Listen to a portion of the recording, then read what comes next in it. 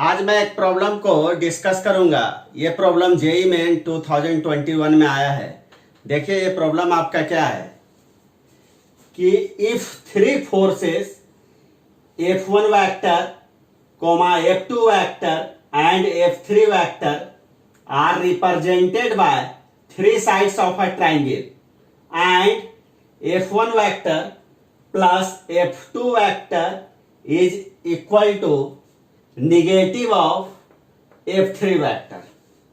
यानी प्रॉब्लम में दिया हुआ है कि ट्राइंगल का थ्री साइड्स को रिप्रेजेंट किया जा रहा है F1 vector F2 vector and F3 vector के द्वारा। तो यहां पर सबसे पहले हम लोग एक ट्राइंगल को ड्रॉ करते हैं।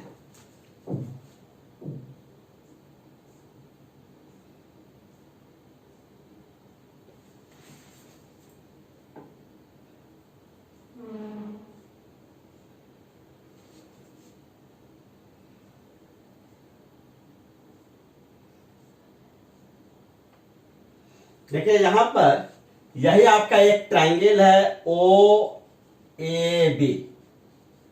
तो ये जो हमारा ट्राइंगल है OAB, इस ट्राइंगल के थ्री साइड्स को रिप्रेजेंट किया जा रहा है F1 vector F2 vector and F3 vector के द्वारा।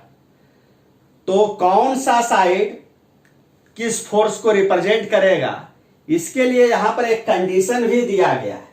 ये आपका कंडीशन आपका क्या है कि F1 vector plus F2 vector is equal to है आपका माइनस F3 वेक्टर। तो सबसे पहले हम लोग देखते हैं कि F1 vector plus F2 vector इस डायग्राम में आपका कौन सा होगा। तो हम लोग यहां पर OA वेक्टर को हम लोग F1 वेक्टर मान लेते हैं। AB वेक्टर को यानी एक एरो आप B पर दे दीजिए, तो AB वेक्टर को हम लोग F2 वेक्टर मान लेते हैं। यानी यहां पर हम लोग OA वेक्टर को हम लोग F1 वेक्टर मानते हैं। OB वेक्टर, उसके बाद हम लोग AB वेक्टर को हम लोग F2 वेक्टर मानते हैं। नहीं, तो हम लोग यहां पर लिख सकते हैं कि OA vector plus AB vector equal to आपका क्या हो जाएगा, OB वेक्टर। नहीं, OA vector plus AB vector equal to OB vector. तो ये जो रिजल्ट आपका लिखा गया है किससे, फ्रॉम ट्राइंगल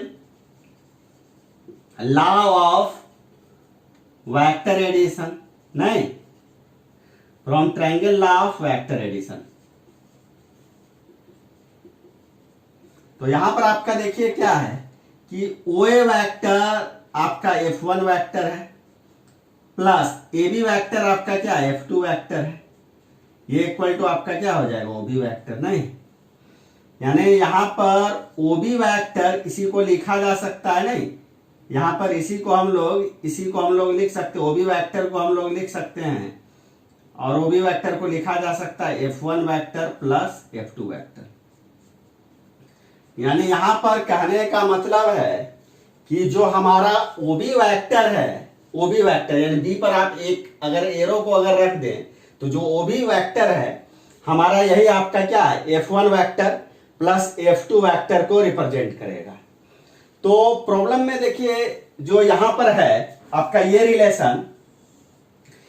रिलेशन देखिए क्या कहता है कि F1 vector plus F2 vector का जो मैग्नीट्यूड होगा वही मैग्नीट्यूड होगा आपका F3 वेक्टर का।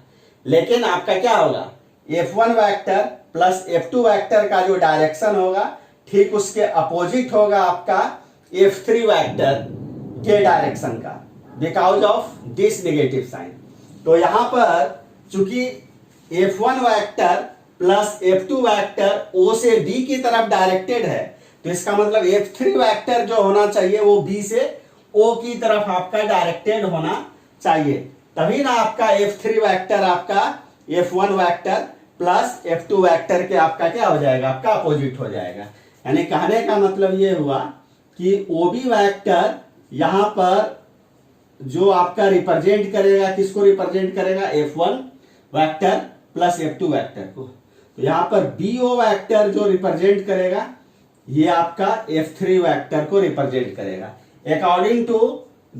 According to this condition. यानी ये जो कंडीशन है F1 vector plus F2 vector equal to minus F3 vector, यानी इस कंडीशन के लिए आपका अगर F1 vector plus F2 vector को, अगर F1 vector plus F2 vector यहां पर OB वेक्टर आपका रिप्रेजेंट करेगा, यानी OB वेक्टर आपका F1 प्लस F2 को रिप्रेजेंट करेगा, तो BO वेक्टर को आपको F3 को रिप्रेजेंट करना होगा, तभी ना आपका F1 vector plus F2 vector equal to हो जाएगा आपका माइनस F3 वेक्टर। तो अब देखिए तो प्रॉब्लम में, यानी यहां से स्टेटमेंट 1 में आपका यहां से यहां तक जो दिया गया है कि if 3 forces F1 vector comma F2 vector and F3 vector are represented by 3 sides of a triangle. तो यहां पर देखिए तो ट्राइंगल का वन साइड है आपका OA, सेकेंड साइड आपका क्या है, AB है, थर्ड साइड आपका देखिए आपका क्या है, थर्ड साइड आपका BO है, नहीं। तो यहां पर देखिए तो OA साइड आपका क्या है, F1 को रिप्रेजेंट करता है, AB साइड आपका F2 को रिप्रेजेंट करता है, तो यहां पर BO साइड आपका किसको रिप्रेजेंट करेगा, आपका F3 को नहीं रिप्रेजेंट कर देगा।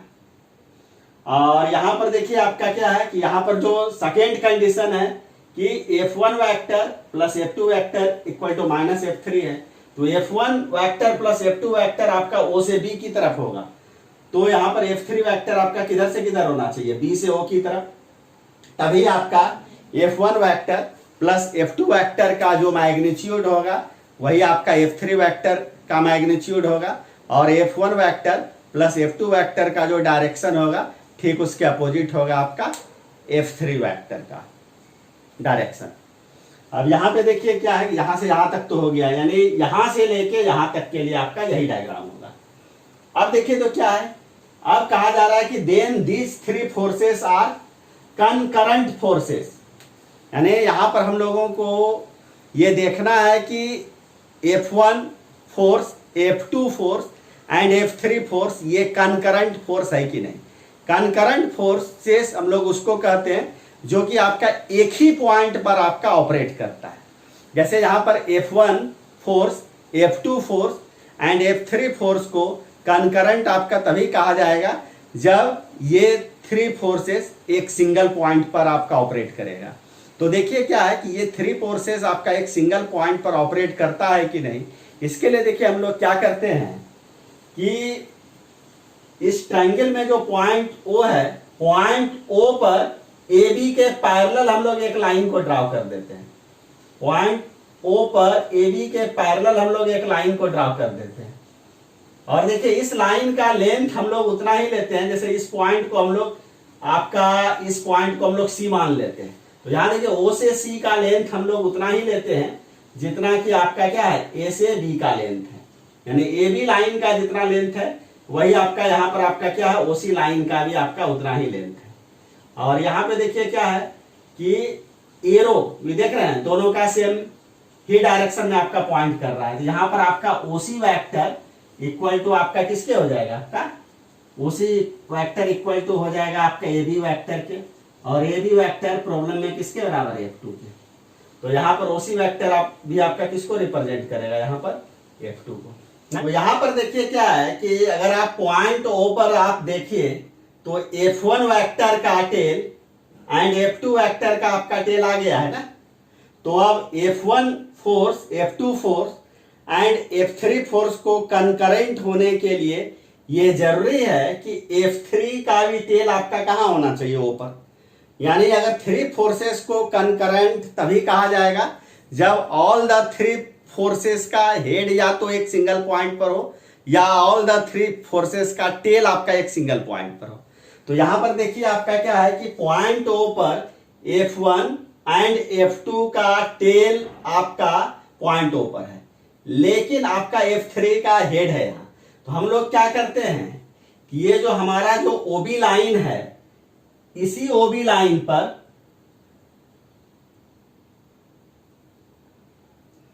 इसी ओबी लाइन पर हम लोग F3 को हम लोग डिस्प्लेस करते हैं,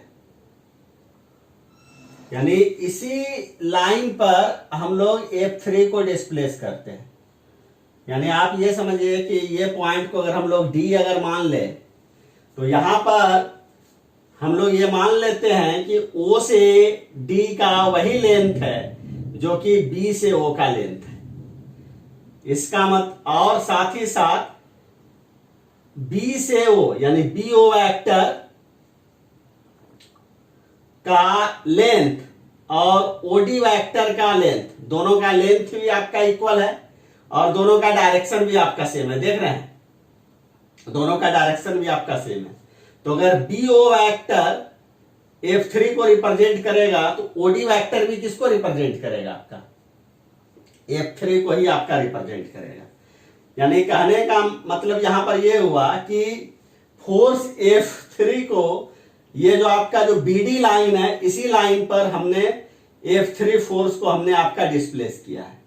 तब तक इसको डिस्प्लेस किया गया है जब तक कि F3 फोर्स का टेल ऊपर ना आ जाए। आ चुका है, तो इसका मतलब ये आपका यहां से डिस्प्लेस होके, यानी F3 फोर्स अब आपका क्या बोलते हैं कि अपने ओरिजिनल पोजीशन से डिस्प्लेस होके कहां आ चुका है? OD पर आ चुका है।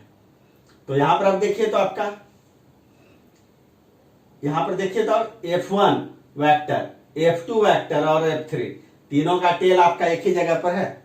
तब हम लोग कहेंगे ये आपका यहां पर आपका ऑल द थ्री फोर्सेस आपका क्या है? कनकरेंट है। और एक लास्ट में इसमें यह भी चेक करना है कि satisfy the condition for equilibrium. ये आपका थ्री फोर्सेस इक्विलिब्रियम के कंडीशन को सेटिस्फाई करता है कि नहीं? तो हाँ, ये थ्री फोर्सेस यानी कंडीशन फॉर इक्विलिब्रियम को ये सेटिस्फाई आपका करता है, क्योंकि यहां पर देखिए आपका क्या है कि F1 vector plus F2 vector equal to आपका क्या है? माइनस F3 वेक्टर है नहीं? तो माइनस F3 को आप लेफ्ट साइड में ट्रांसफर कर दीजिएगा तो क्या हो जाएगा? F1 प्लस F2 प्लस आपका क्या हो जाएगा? F3 इक्वल टू 0 वेक्टर नहीं हो जाएगा? यानी यहां पर आपका क्या हो गया? F1 vector, F2 vector and F3 vector का वेक्टर सम यहां पर 0 हो गया। यानी यहां पर आपका नेट फोर्स आपका क्या हो गया? 0 हो गया। इसका मतलब यह है कि कंडीशन फॉर इक्विलिब्रियम को यह सेटिस्फाई करता है। कंडीशन फॉर इक्विलिब्रियम का मतलब यह होगा कि नेट फोर्स आपका 0 होना चाहिए। तो इसका मतलब है कि ओवरऑल आपका स्टेटमेंट 1 यहां पर आपका करेक्ट है। अब देखिए क्या है कि स्टेटमेंट 2 में आपका देखिए क्या है कि a triangle made up of three forces F1 vector, F2 vector and F3 vector at its side. यानी एक ट्राइंगल का जो थ्री साइड्स यहां पर भी है वो आपका F1 vector, F2 vector and F3 vector को ही रिप्रेजेंट करता है।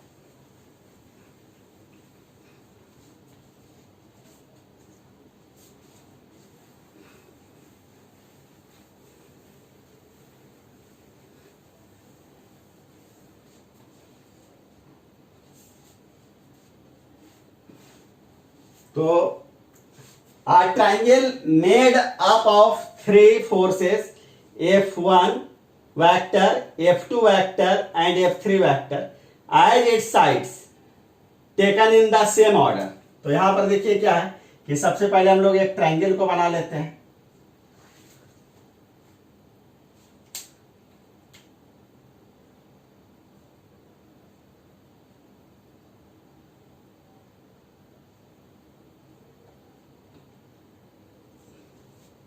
ये देखिए ये OAB हमारा आपका क्या हो गया? आपका एक ट्रायंगल है।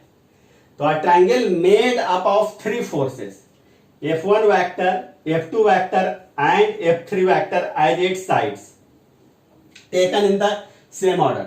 सेम ऑर्डर का मतलब हो गया O से A की तरफ F1 फोर्स आपका डायरेक्टेड है, A से B की तरफ आपका F2 फोर्स आपका डायरेक्टेड है और साथ ही साथ B से O की तरफ आपका F3 फोर्स आपका यहां पर डायरेक्टेड है।